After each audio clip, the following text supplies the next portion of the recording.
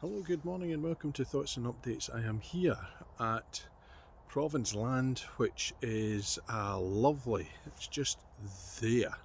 It's a 15th century built house which has been preserved inside and out in Glasgow, and I am here nestled as it is between a sprawling housing estate called Easterhouse, just in the northeast of Glasgow, and also behind us Glasgow Fort, a shopping sprawling complex with lots of your usual high street brands and high street shops.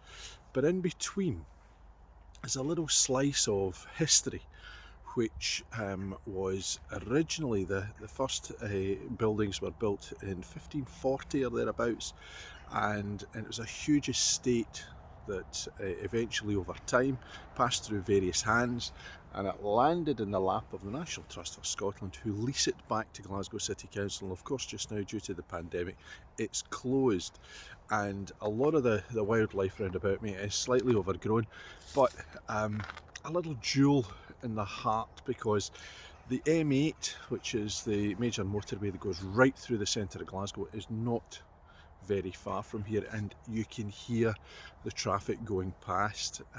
So the point, of course, is that we have a little beautiful park. The gardens in here, when it's open, is just fantastic.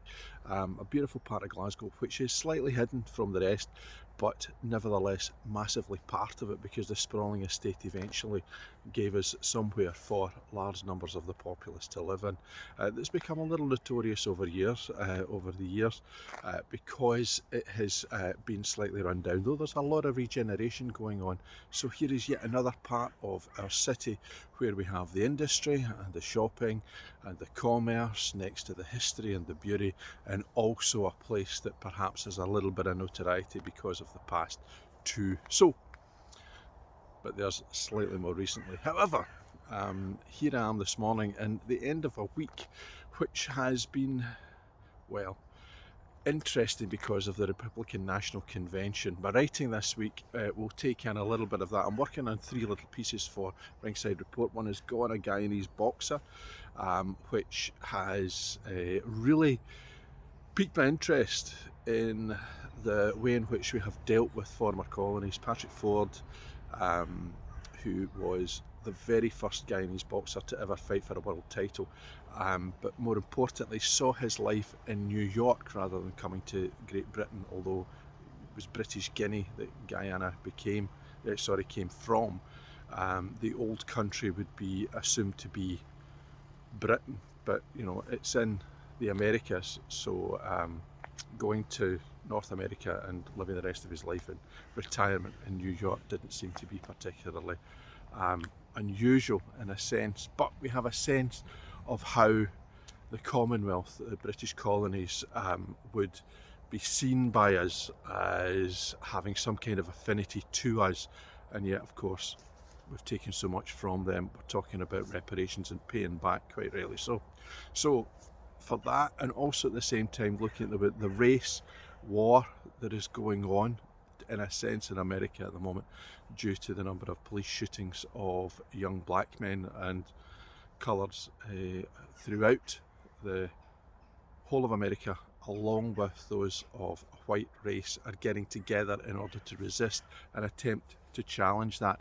And that was obviously mentioned in the National Convention, but it's also the weekend where it is the anniversary of a particularly important speech in American history, which I am looking at in connection with what the President of the United States was talking about in his acceptance speech. So outside of that, talking boys, last night, Daniel Dubois blasting Snyders in the second round, having put him on the floor twice, I think it was in the first round, quite impressive. Sonny Edwards on the pathway to where Charlie Edwards, his brother, is a world champion. Really, really good night of boxing. We also had yesterday me looking at the Scottish Football Supporters Association, getting on with the Why I Love My Club book, but also contributing a couple of articles. I'm still to finish them off this morning, one of which is about good old Mr.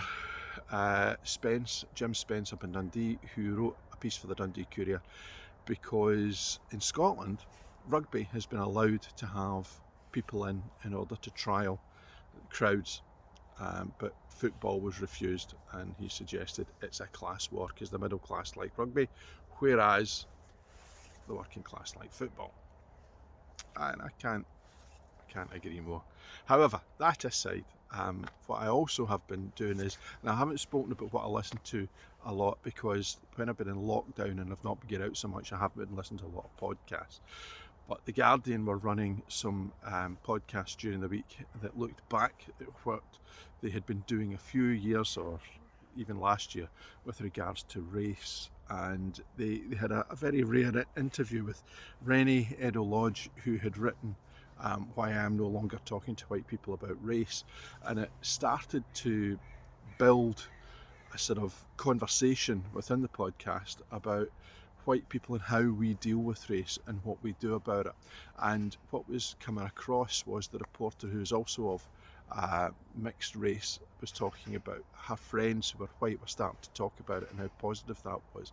Not that they were necessarily going to agree with her or they were going to disagree with her, just that they were actually talking about it. And then it got on to talk about what book should we be reading. And I bought that particular book. I've bought one from Michaela, Restless Natives, in order to read. I've not got round to reading them yet, but she was saying that the best place to start is fiction.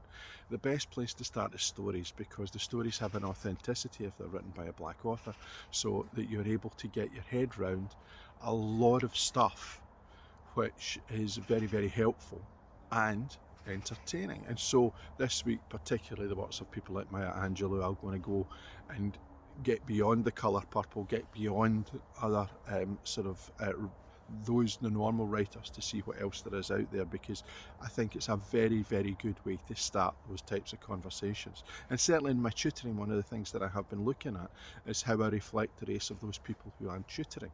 Now, in Glasgow, I've got 8 tutees. 1 is Sri Lankan, at least 2 are Sikh, 1 is first/second generation Pakistani Muslim. There's another Muslim kid that I'm about to take on, and that's 5 out of 8, and the minority are white Christian. I've even got an ethnic Chinese, but I don't know, I don't pry as to what religion she is, but or her family are, but it's unimportant. But what is important is that we try to reflect the ethnicity of those people in front of us when we're attempting to teach, and that's quite difficult. Excuse me, because there's not a lot of stuff out there that's instantly grabbable, that allows us then to put it in a position where we are using it as the norm, where we tend to go back to the white, back to the ethnic Scottish, and that in our English is in particular, our English qualifications are a particular bit of a challenge. So I've been kind of thinking and looking along those lines, and it's those little changes that make massive effect, massive changes, massive, because what it means is that we're reflecting and we're looking and we're recognizing, and that's the beginning of change. Because one of the things that I saw recently, I think it was on Facebook, where you get lots of these little memes and you get lots of little sayings, was talking about how being white and privileged and being, as I am now, middle class, although I balk at the idea of having been brought up in a working class household. But the fact is that I can't escape that I have a great deal of privilege, and I'm white. I haven't faced any form of racism. I haven't faced any form of discrimination because I happen to be part of the majority.